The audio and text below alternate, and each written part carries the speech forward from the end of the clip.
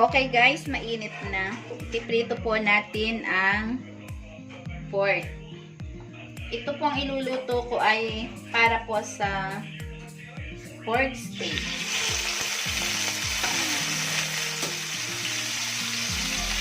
Pork steak po ang aking iluluto.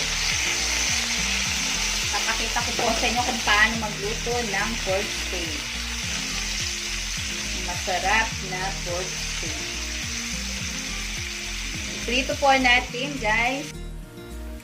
Okay, guys. Tinanggal ko na yung aking piniritong pork. Ngayon, binawasan ko lang po ng konting mantika.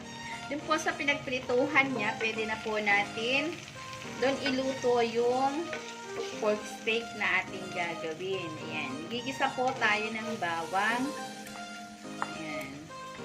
Ayan. Magigisa po tayo ng bawang dun sa ating pinagprituhan ng pork chop. Then, after po niyang bawang, ilalagay naman po natin ang sibuyas. Ayan. Papupula-pulahin lang po natin ito, guys. Ayan, napula na po yung bawang at sibuyas. Ilalagay na po natin yung ating piniritong pork para sa ating gagawing pork steak. Ayan, adan po natin ng tubig, guys. Ayan. Then, lakasan po natin ang apoy para po mabilis po siyang kumulo.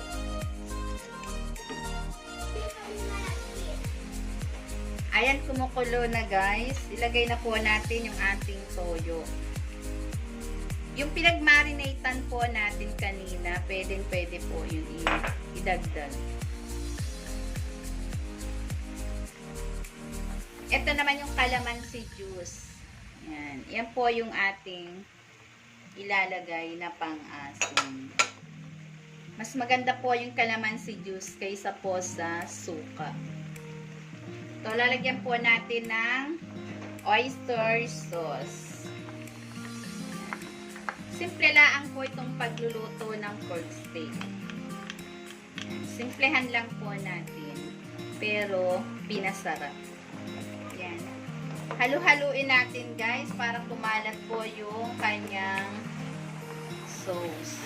Para po talagang lumasa sa karne. Then, takpan po natin ng konti. Yan, tinakpan po natin. Maya-maya po, mga 3 minutes po siguro. Okay na po yan. Yan, tanggalin na po natin ang takip.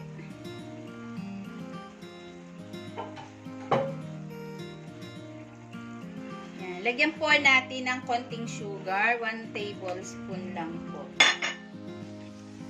Then, halu-haluin po natin.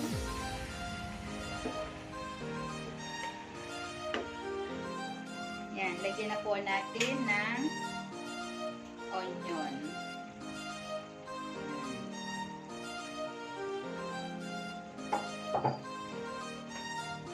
Then, halu-haluin po natin. Hayaan po natin na lumasa ang onion sa meat.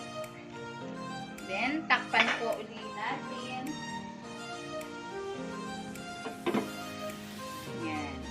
Konting saglit lang po ay bubuksan na po natin at sure na po na luto na po yan. Yan, okay na po.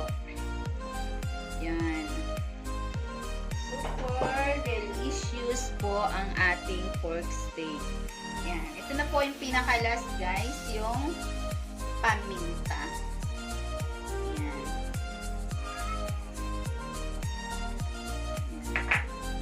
Okay, guys, okay na po ang ating pork steak. Sana po ay meron po kayong muling matutunan sa aking recipe. Ito po ay yung simpleng pagluluto pero mas pinasarap. Simple lang po siya, madali lang po. Ayan. Thank you, guys, sa suporta sa akin.